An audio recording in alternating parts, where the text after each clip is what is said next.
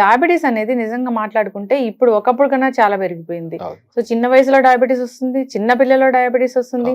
ప్రతి ఇంట్లో కూడా ఒకరికి డయాబెటీస్ ఉంటున్న పరిస్థితి. అయితే యాక్యుపంక్చర్ అనేది బాగా పనిచేస్తుంది. ఫంక్షనల్ మెడిసిన్ వైద్య విధానం దీనికోసం చక్కగా ఉందని చెప్తున్నారు. రూట్ కాజ్ నుంచి తీసేయచ్చని. అది ఎలాగా? అసలు ఎందుకు ఈ సమస్య ఇంతలా? సో మంచి ప్రశ్నమా. డయాబెటీస్ లో మనకు 2 టైప్స్ మా. టైప్ 1, టైప్ 2 2 టైప్స్ ఉంటాయి. టైప్ 1 వచ్చేసి ఆటోఇమ్యూన్ డిసార్డర్. వాళ్ళకి జెనెటిక్ గా తల్లిదండ్రులు నుంచి వచ్చిన ఆటోఇమ్యూనిటీ కండిషన్ వల్ల పిల్లలకి చిన్న వయసులోనే వాళ్ళ ప్యాంక్రియాస్ డ్యామేజ్ అయిపోయి వాళ్ళకి ఏమవుతుందంటే కంప్లీట్గా ఇన్సులిన్ ప్రొడక్షన్ అనేది స్టాప్ అయిపోతుంది. సో దానివల్ల కంప్లీట్గా వాళ్ళు జీవితాంతం ఇన్సులిన్ మీద ఆధారపడాల్సిన పరిస్థితి.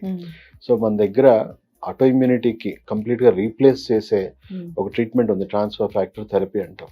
సో వాళ్ళ బాడీలో ఇంకా జీవితాంతం అదే ఇమ్యూనిటీని క్యారీ చేయాలి, ఆ డిఫెక్టివ్ ఇమ్యూనిటీని క్యారీ చేయాల్సిన అవసరం లేదు. సో వాళ్ళ ఇమ్యూనిటీని కంప్లీట్గా ఒక 1 to 2 years లో మనం కొత్త ఇమ్యూనిటీతో రీప్లేస్ చేయొచ్చు. First primary source mother milk. So రావడం డిఫెక్టివ్, లేదా ఇప్పుడున్న వాళ్ళకి చిల్డ్రన్ ఫీడ్ ఏదైతుందో చాలా రకాల ప్రోడక్ట్స్ చిన్నప్పటి నుంచే ఇస్తున్నారు కదా, దానివల్ల కూడా డ్యామేజ్ అవుతున్నాయి. మదర్ మిల్క్ ద్వారా వస్తుందా? మదర్కి ఆల్రెడీ ఆటోఇమ్యూన్ డిసార్డర్స్ హిస్టరీ ఏమైనా ఉందనుకోండి, వాళ్ళ నుంచి వాళ్ళకి అలా రావచ్చు. అండ్ ఇంకొకటి ఏంటంటే ఇప్పుడు వాళ్ళు తింటున్న చిల్డ్రన్ ఫీడ్ ఏదైతే ఉందో, చాలా ప్రోడక్ట్స్ వాడుతున్నారు కదా, బేబీ ఫీడ్స్, వాటిలో కూడా చాలా ఉన్నాయి కదా, టాక్సిక్ ఎలిమెంట్స్ ఉన్నాయి కదా, వాటి వల్ల కూడా కొంతమందికి వస్తున్నాయి.